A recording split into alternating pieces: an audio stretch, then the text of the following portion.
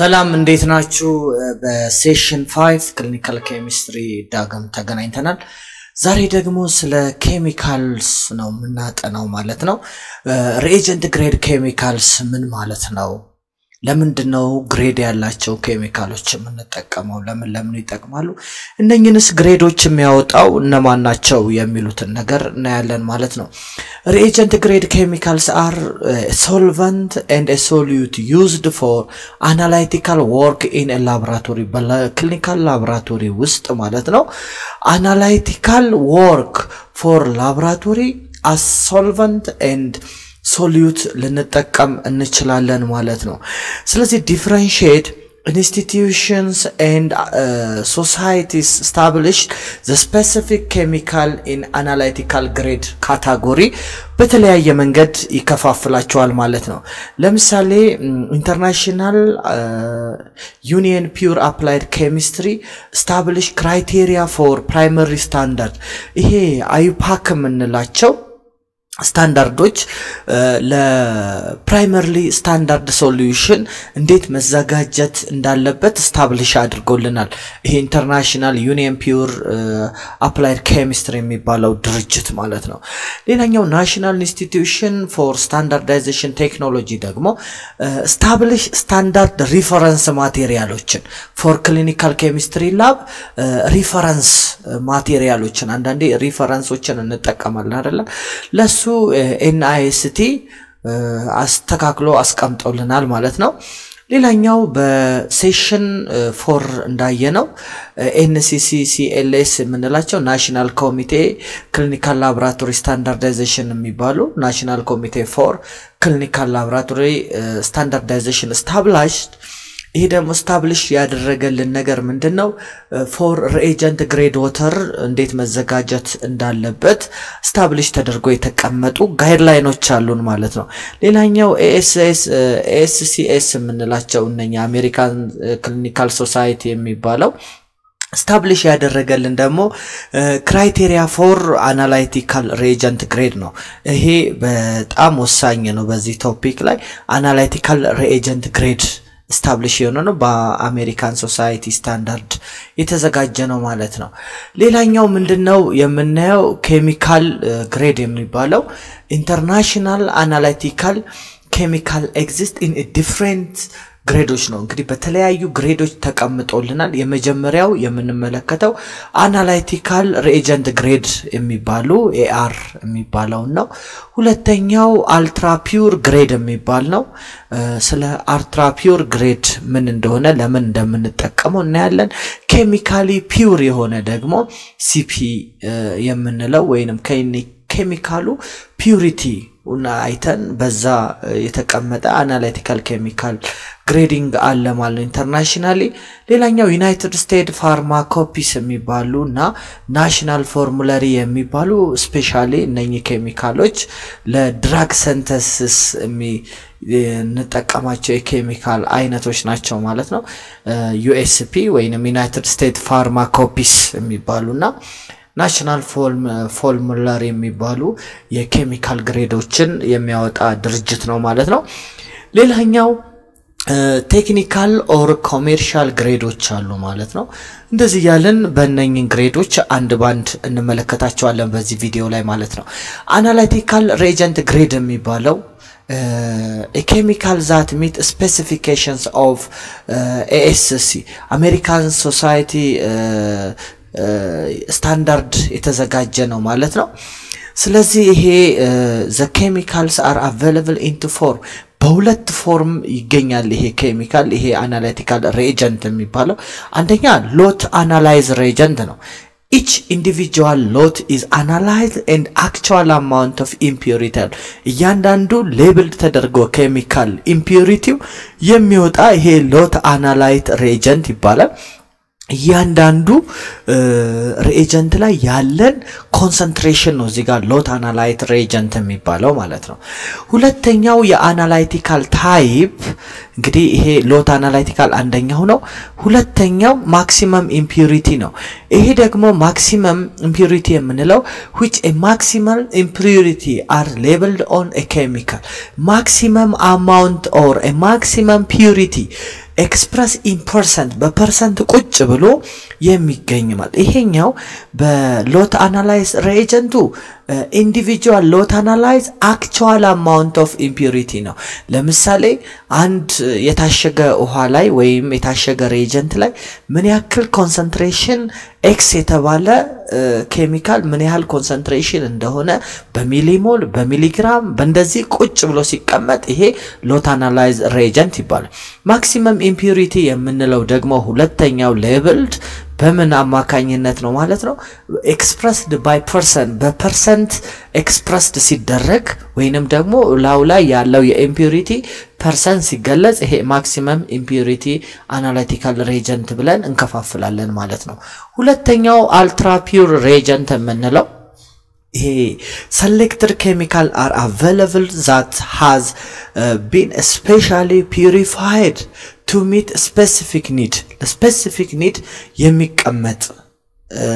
ኬሚካልን ይሄ አልትራ ፒውር ሪኤጀንት ይባላል no uniform designation excess for this chemical organic solvent but other terms can be used አሁን ይሄንን እንዴት አድርጌ ላስረዳችሁ መሰላችሁ ይሄ አልትራ ፒውር የምንለው ላንዳንድ ሴሌክቲቭ ለሆኑ ኬሚካሎች የሚጠቅም ለምሳሌ እንደ ስፔክትሮ ግሬድ የሚባሉ ናኖ ግሬድ ሃይ ፐርፎርማንስ ሊኩዊድ ክሮማቶግራፊክ ግሬዶች እነኚህ HPLC የሚባሉ ግሬዶች ሲያስፈልግ የሚንጠቀመው የኬሚካል አይነት ነው ስለዚህ በእንደዚህ አይነት ተርሞች እንጠቀመዋለን ማለት ነው ስፔክትሮግሬድ የሆኑ አልትራ ፒውር ሪኤጀንቶች እንዲሁም ሌላኛው ስማቸው ነው በዚህ ስም ሊጠራ ይችላል ማለት ነው ናኖ ግሬድ ተብሎም ይሄ አልትራ ፒውር ሪኤጀንት ሊጠራ ይችላል HPLC ሃይ ፐርፎርማንስ ሊኩዊድ for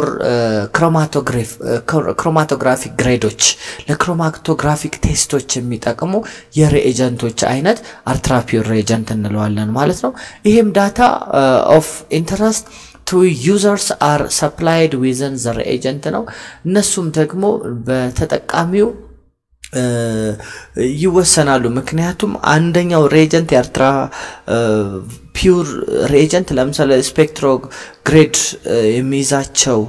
ጥቅሞች ካለ ወደ ስፔክትሮ ግሬድ ይሄዳል ናኖ ግሬድ ከሆነ ናኖ ግሬድ HPLC የሚያስፈልገው ከሆነ እንደዚህ ያለን መጠቀም የምንችለው የሪኤጀንት አይነት አልትራ ፒውር ሪኤጀንት ተብሎ ይጠራል ማለት ነው ሌላኛው either designations of chemical purity ነው የምናየው several designations of purity exist but sometimes are not sufficient for uses as analytical reagent ላንጠቀማቸው እንችላለን ማለት ነው ብዙ ሪኤጀንቶች ቢኖሩ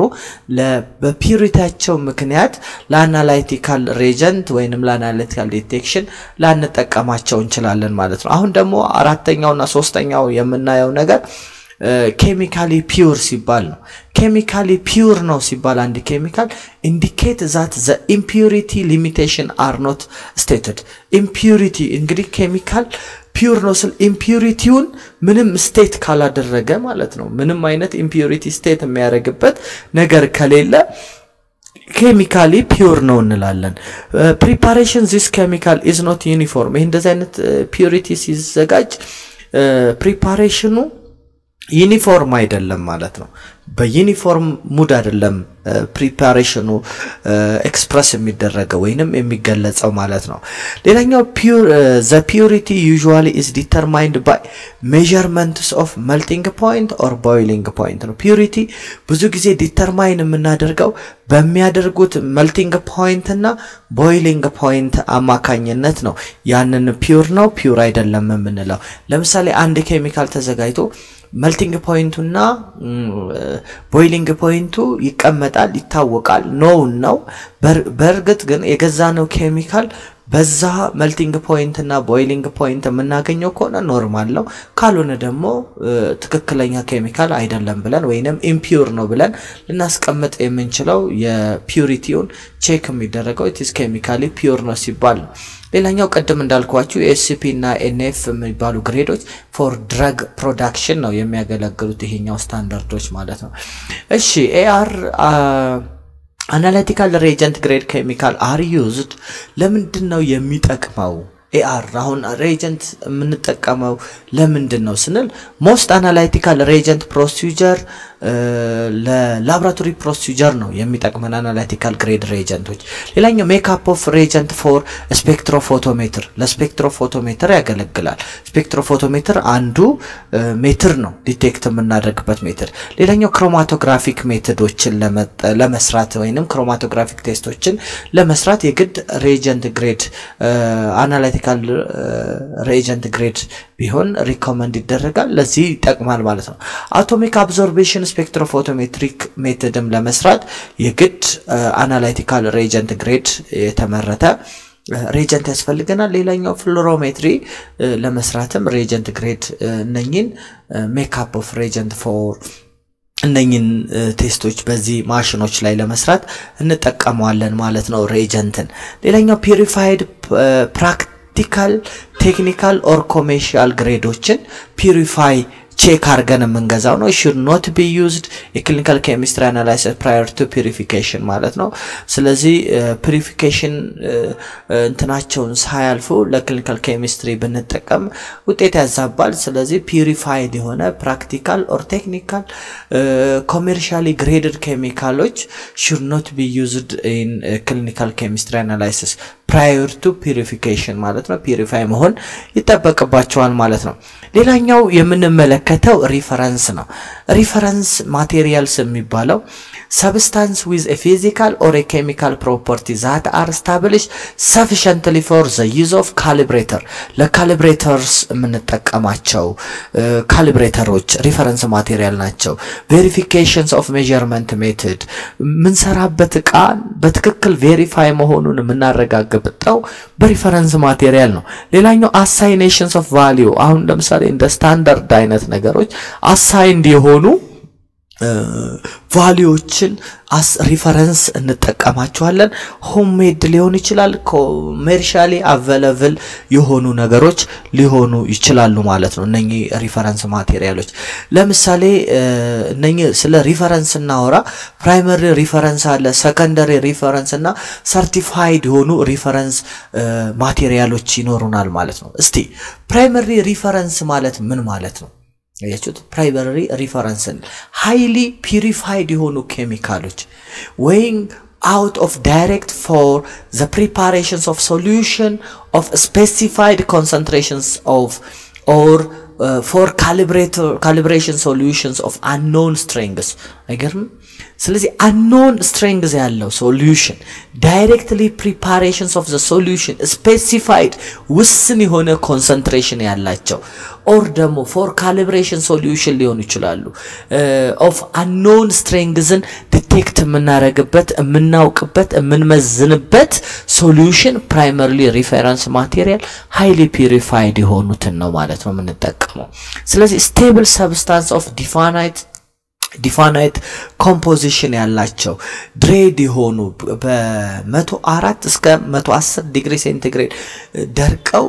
እንደ ፓውደር ኮምፖዝድ ሆነውልን የሚመጡ ምክንያቱም ዲተረሬትድ እንዳይሆኑ በሶሉሽን ለረጅም ጊዜ የሚቆዩት እነኚህ ሊምፎላይዝድ የሆኑ ሶሉሽኖች በድሬድ ሆነው ነው የሚመጡልን ማለት ነው it must not be hydroscopic ፈሳሽ ነገር ባይነካቸው ይመከራል ማለት ነው ምክንያቱም ምን ይሆናሉ ማለት ነው ምን ይሆናሉ ሊምፎላይዝድ ከሆኑ ቀስ ያለ ኮንስታንቱ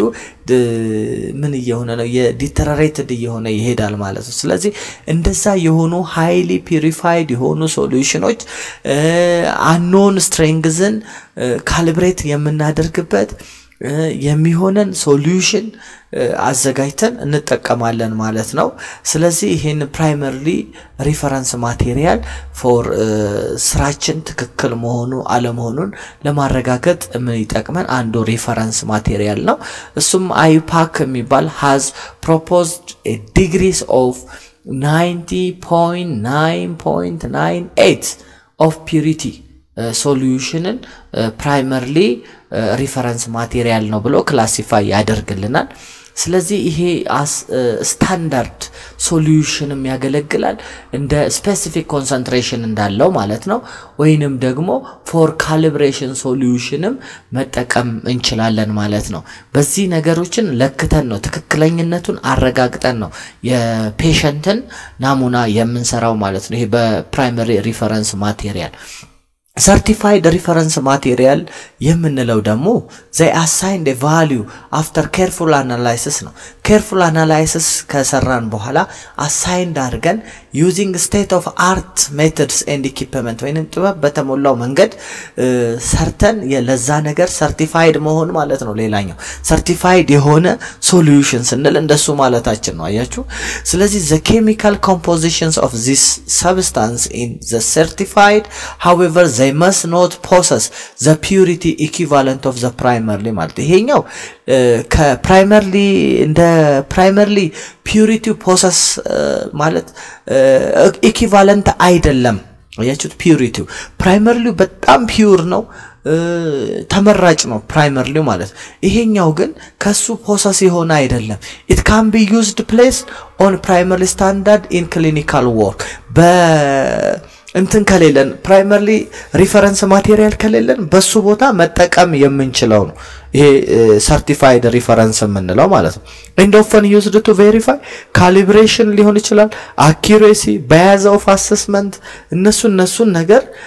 ለማስተካከል የምንጠቀምበት የሶሉሽን አይነት ወይንም የኬሚካል አይነት ነው ይሄንን reference certified reference የምንለው ማለት ነው ግን እንደ primarily አይደለም ማለት primarily highly purified ነው ለስታንዳርድ ለካሊብሬሽን የሚጠቅመን የሪፈረንስ አይነት ነው ማለት ነው ሶስተኛው secondary reference material የምንለው ነው secondary reference material የምንለው a material which with the value that has been assigned by formal process አያችሁት ይሄኛው ደግሞ it is ይሄን value assign ለማድረግ by formal process of value transfer from primary reference material ነው እንግዲህ ከሰከንደሪ ሪፈረንስ የምንለው ከፕራይመሪ ሪፈረንስ ሬንጃችን በመነሳት ራሳችን ቫልዩ አሳይን የምናደርገው የሪፈረንስ አይነት ሰከንደሪ ሪፈረንስ ማቴሪያል ይባላል substance of lower purity ያለው with concentrations determined by comparison with primarily standard reference አያችሁት ከፕራይመሪ ሪፈረንስ ሬንጃችን ሪፈረንስ ማቴሪያላችን ተነስተን ራሳችን low purity የሆነ concentration determine የምናደርግበት substance secondary reference material ይባላል because of physiological primary standard are generally unavailable clinical chemists do not by definition have true secondary standard ማለት ነው አያችሁት ግን ትክክለኛ ያልሆነ secondary standard ብለን ይዘን መጠቀም እንችላለን ግን እንደ ፕራይመሪው አይሆንም ይሄኛው ከፕራይመሪው አስ ሰፖርተር መጠቀም ይቻላል በራሳችንም ኖን የሆነ ስታንዳርድ ፕሪፔር ማድረግ እንችላለን ማለት ነው ሌላኛው ፕራይመሪ ስታንዳርድ የምንላቸው the solution must satisfy the following criteria primarily የምንላቸው ነኝን ማሟላት ይጠበቅበት አንደኛ must be essentially free from impurity ነው ከኢምፒዩሪቲ ንጹህ መሆን አለበት ወይንም it is highly pure መሆን አለበት ማለት ነው it must be essentially free of impurity perhaps it mean it is pure መሆን አለበት ማለት ነው it should be stable in both solid and solution በሶሊዩድም መልኩ ሲገኝ በሶሉሽንም ፎርም ሲገኝ ምን መሆን አለበት ስቴብል መሆን አለበት አያችሁ ስቴብል መሆን አለበት the concentration should be accurate መሆን አለበት ኮንሰንትሬሽኑ accurate መሆን አለበት it should not be hygroscopic or vaporized at 20 degree centigrade ማለት ነው ሃይድሮስኮፒክ መሆን የለበትም vaporized መሆን የለበትም በ20 degree centigrade ማለት ይሄንን ማሟላት ይኖርበታል ማለት ነው primarily standard አያችሁ primarily standard ይሄን ማሟላት ይጠበቅበታል ማለት ነው ሌላኛው ለምሳሌ ፕራይመሪ ስታንዳርድ የምንላቸው ለምሳሌ ያህል ሶዲየም ካርቦኔት፣ ግሉኮስ፣ ሶዲየም ክሎራይድ፣ ፖታሺየም ዳይክሎሬት የሚባሉ ሶሉሽኖች ፕራይመሪ ስታንዳርድ ብለን እንከፋፍላቸዋለን። ሰከንደሪ ስታንዳርድ የሚባሉ እንደነ ኦክዛሊክ አሲድ፣ ናይትሪክ አሲድ፣ ሃይድሮክሎሪክ አሲድ፣ ሰልፈሪክ አሲድ የሚባሉ ደግሞ ሰከንደሪ ስታንዳርድ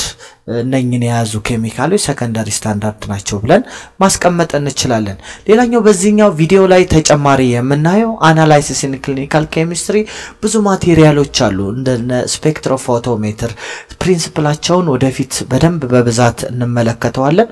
ስፔክትሮፎቶሜትር ለክሊኒካል ኬሚስትሪ በብዛት በሁሉም ማለት ይቻላል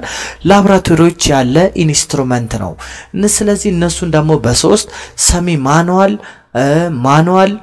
ወይንም ደግሞ ማኑዋል ሰሚ አውቶሜትድ እና ፉሊ አውቶሜትድ ብለን በሶስት እንከፍላታለን። እዚህ ጋር የምትመለከቷት ማኑዋል ክሊኒካል ኬሚስትሪ ኢንስትሩመንት ናት። እዚህኛው ላይ ደግሞ እንደምትመለከቱት ይሄ ማሽን ላይ ያለው እቲ ሰሚ አውቶሜትድ ክሊኒካል ኬሚስትሪዎች በጣም ብዙ ናቸው። ብዙ አይነት ክሊኒካል ኬሚስትሪ ነው ያለው በሚንድሬ በአይኬም በሊኒየር በዱሪ በጣም ብዙ አይነት ክሊኒካል ኬሚስትሪ ማሽኖች ነው ያሉት። ሁሉንም እንግዲህ ፕራክቲካል የሁሉንም ምርመራ ሰራላችኋለሁ ብያለሁ። ተመረቃችሁም ከወጣችሁ በኋላ ተማሪዎች ይሄን ነገር ብታዩ ይሄንን የላብን ብትከታተሉ መልካም ነው። ምክንያቱም ብዙ ነገር ነው ልሰራላችሁ ያሰብኩት። ስለዚህ እናንተ ግን ለሌሎች እንዲደርስ ከፍ አድርጉኝ፣ ሰብስክራይብ አድርጉ የምላችሁ 10000 እስከሚሞላ ብቻ ነው። አሁን ገና 2600 አካባቢ ላይ ነው ይሄንን ቪዲዮ የሰራሁላችሁ። እንግዲህ በቅርቡ 10000 ገባለሁ ብዬ አስባለሁ። እንግዲህ የላብን ስትመለከቱ ቪፒኤን ያበራችሁ ብትመለከቱኝ ደስ ይለኛል። ቪፒኤን ያበራችሁ ተመልከቱኝ። ምክንያቱም እኔ በተጠቀምኩ ቁጥር ብዙ የላብራቶሪ ነገሮችን አሳያችኋለሁ። አብሶ ፕራክቲካል ነገር በቅርቡ ፍለፊት ያያችሁኝ የምሰራቸው ቪዲዮዎችን ለቀላችኋለሁ። እሺ ወደ ትምህርታችን እንመለስ። አሁንም ከኔ ጋር ስለሆናችሁ በድጋሚ ደስ ብሎኛል። ላይክ ሰብስክራይብ ያላደረጋችሁ ላይክ እና ሰብስክራይብ አድርጉ። ሲስተም ኦፍ ሜዠርመንት ማለታችን ነው። እንግዲህ ሲስተም ኦፍ ሜዠርመንት ስንል ቤዚክ ሲስተም has many basic standard of physical phenomena አለው። እያንዳንዱ ሜዠርመንት ሲስተም የራሱ የሆነ ፊዚካል ፌኖሜና አለው። ምክንያቱም one of advantage of using a metric system it able to multiply or divided a basic unit በሆነ ቤዚክ ዩኒት ማካፈል ወይም ማባዛት ሊሆን ይችላል ማለት ነው። The fractional parts of basic unit are made accordingly to decimal fraction በክፍልፋዮች ነው ሊቀመጥ የሚችለው ማለት ነው። እኔ fractional part ምንለው በዴሲማል በክፍልፋይ ቤዚክ ዩኒት according to decimal fraction ይቀመጣል ማለት ነው። The fractions are divided by multiplying the basic standard with some power አያችሁት በ10 the power of something ለምሳሌ friction divided የሚሆነው multiplying by basic standard ነው ስንል የሆኑ ቁጥሮች 0.001 ቢሆኑ 1 times 10 raised to አያችሁት some power of 10 ሆኖ ይቀመጣል ማለት ነው። እንደዚህ ሆኖ ይቀመጣል ለማለት ነው።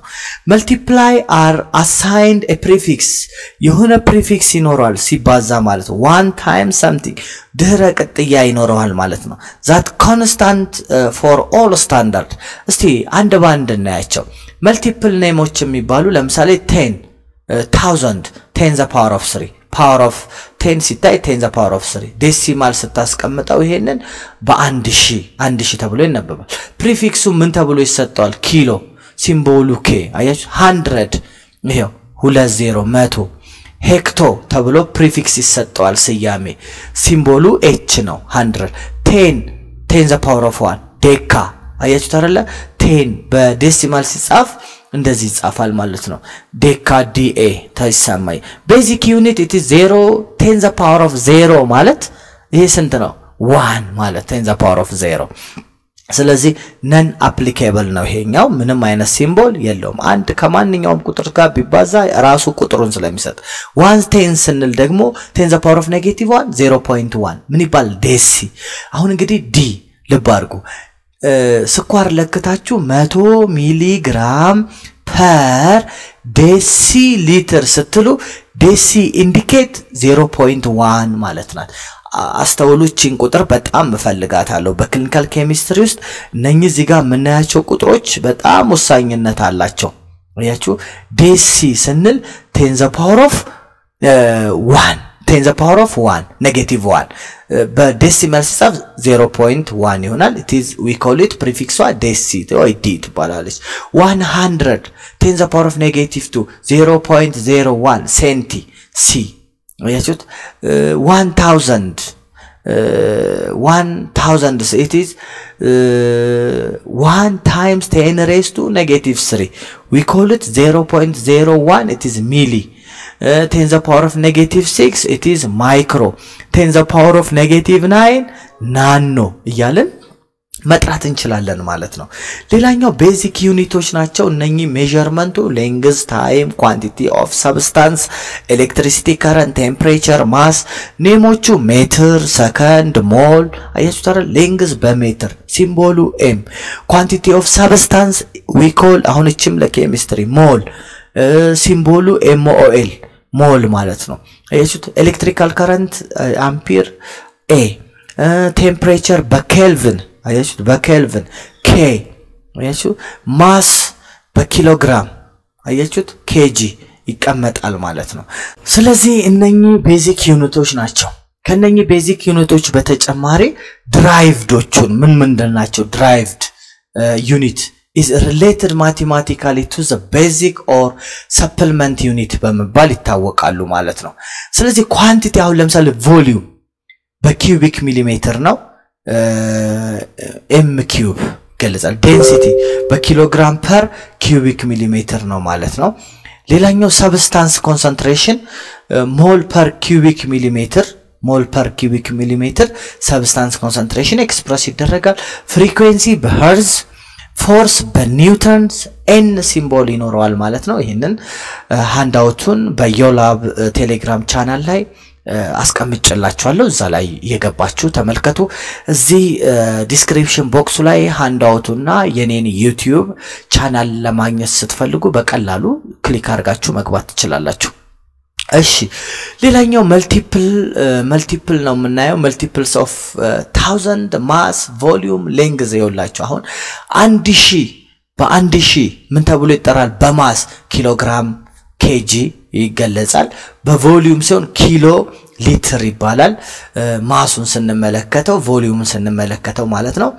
በኪሎ ሜትር በሌንግስ ሲገለጽ ደግሞ km ወይ ኪሎ ሜትር ኪሎ ሊትር ይባላል ማለት ነው 1000 1 ሲሆን ቤዚክ ናት it is ግራም 1 ግራም አያችሁት አይደል በግራም 1 ግራም 1 ሊትር 1 ሜትር ይባላል ማለት ነው 10 the 1 divided into 10 0 ይሄኛው በዴሲ ግራም ማለት ነው በዴሲ ሊትር እንደውም በዴሲ ሜትር ይገለጻል ማለት ነው ሌላኛው 1 into 100 ሴንቲግራም በሴንቲሊትር በሴንቲሜትር ሊገለጽ ይችላል ማለት ነው ስለዚህ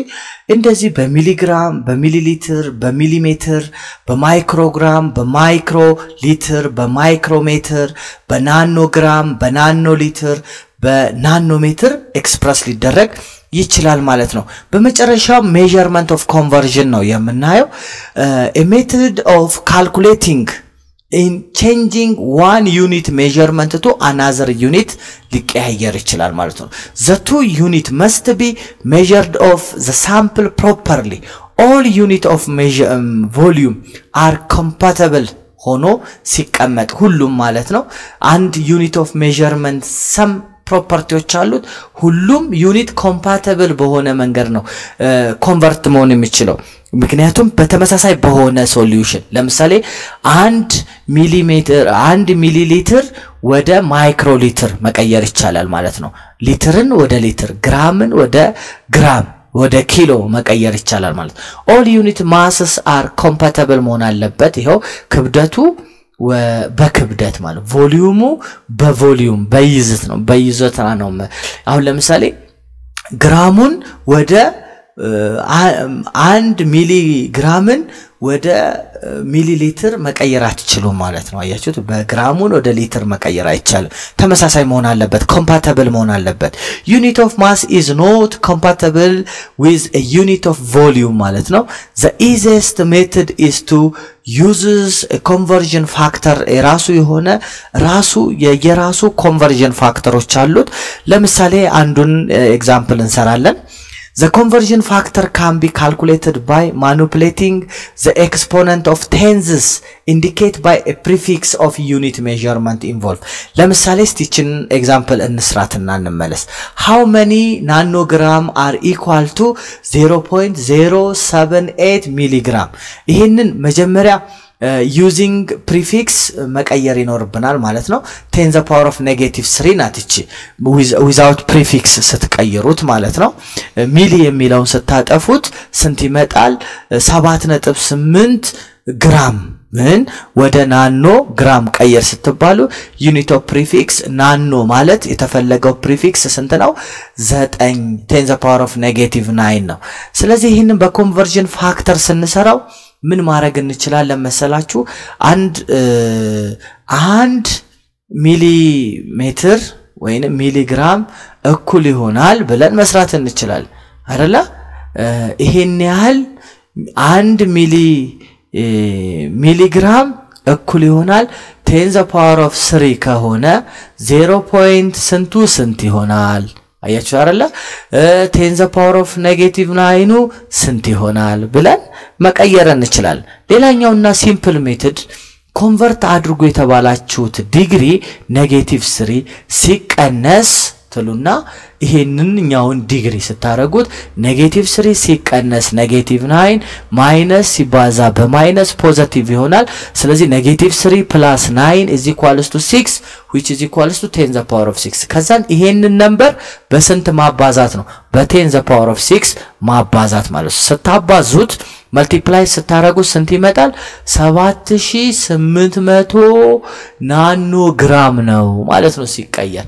which is equals to ይሄ ከማጋ እኩል ነው ማለት ነው ይሄ ከማጋ እኩል ነው ከ0.0078 ሚሊ ግራም ጋር እኩል ነው ማለት ነው እሺ thank you ሌላኛው ኮንቨርዥን የምንመለከተው ቴምፕሬቸር ኮንቨርዥን ነው ቴምፕሬቸር በሶስት እንትኖች ይገለጻል አንዱ በፋራናይት ነው ሁለተኛው በኬልቪን ነው ሌላኛው በሴልሺየስ ነው ስለዚህ እዚህ ጋር ሴልሺየስ እና ኬልቪንን ስታዛምዱልኝ ዲግሪ ሴልሺየስ ላይ ወደ ኬልቪን ስትቀይሩ አንድ ለምሳሌ 0 ዲግሪ ሴልሺየስ ቢነሳና 0 ዲግሪ ሴልሺየስን ወደ ኬልቪን ቀይሩ ብትባሉ ኬልቪን is equals to ትላላችሁ ማለት ነው ኬልቪን is equals to ዲግሪ ሴልሺየስ ሲደመር ትሉና 273 ይሆናል ማለት ነው አያችሁት 273 ዲግሪ ሴልሺየስ መደመር ነው ማለት ነው ኬልቪንን ስለዚህ ኬልቪኑን ለማግኘት 273 መደመር ነው ማለት ነው በመጨረሻም እዚህ ጋር ሪሌሽንሺፑን ስንመለከት ኬልቪን እዚህ ጋር ከ0 እስከ 373 ድረስ እዚህ ጋር ሌብል ተደርጎላቸዋል ለምሳሌ 0 ዲግሪ ሴልሺየስ ማለት 0 ዲግሪ ሴልሺየስ ስንት ነው ዲግሪ ፋራናይቱ 32 ሲሆን ኬልቪኑ ደግሞ 0 ሲደመር 73 ስንት 273 ይሄንን ይሰጠናል እንደገና 100 ዲግሪ ሴልሺየስ ማለት ደግሞ ይሄ ነው ይሄንን እንግዲህ ቦይሊንግ ፖይንት ኦፍ ዋተር በ100 ዲግሪ ሴንቲግሬድ በ212 ዲግሪ ፋራናይት እንዲሁም በ373 ዲግሪ ኬልቪን ነው ማለት ነው ቦዲ ቴምፕሬቸር ይሄ ነው ፍሪዚንግ ፖይንት ይኸውላችሁ አብሶሉት 0 ማለት ደግሞ ይሄ ነው ማለት ነው እሺ እንግዲህ በመጨረሻ እዚህ ጋር እንግዲህ ምን ጨርሰው ነገር ምንድነው ሪሌሽንሺፕ ኦር ኮንቨርዥንስ ኦፍ ዲግሪ ሴልሺየስ ኢንቱ ዲግሪ ፋራናይት እንዴት ነው ኮንቨርት የሚሆነው ስለዚህ ምን ታረጋላችሁ መሰላችሁ To convert degree Celsius to degree Fahrenheit, multiplied by 9 and divided by 5 and add 32, which means degree Celsius, degree of Fahrenheit is equals to degree Celsius, no, 9 over 5 ዲግሪ ሴልሺየስ ማለት ዲግሪ ሴልሺየስ ትሉና ፕላስ ትላላችሁ 32 ማድረግ ነው ማለት ነው ስለዚህ ይሄንን የሳብስቲቲዩት የዚህን ሳብስቲቲዩት ያረጋችሁ ዲግሪ ፋራናይቱን ማግኘት ይቻላል ስለዚህ እዚህ ጋር 0 ዲግሪ ሴንቲግሬድ ማለት 0 ሲባዛ 9 5ኛ 0 ሲደመር 32 35 ስለዚህ 32 ዲግሪ ፋራናይት ነው የሚሆነው ማለት ነው በዚሁ ማጋጣሚ to convert ፋራናይት to ሴልሺየስ ሲል ደግሞ እቺን ኮንቨርት አርጋችሁ ሰብስትራክት ማድረግ ነው ከማላይ multiplied by ፋራናይት ሲባዛ በ5 9ኛ ሲቀነስ ከፋራናይቱ ላይ 32 መቀነስ ማለት ነው ይሄንን ዲሶሺዬሽን ፎርሙላ ሲሰሩት ይመጣል ማለት ነው ስለዚህ ይሄንን ይመስላል የዛሬው ትምርታችን ማለት ነው በሚቀጥለው በክፍል 5 እንግዲህ ሶሉሽንን እናገኛለን ማለት ነው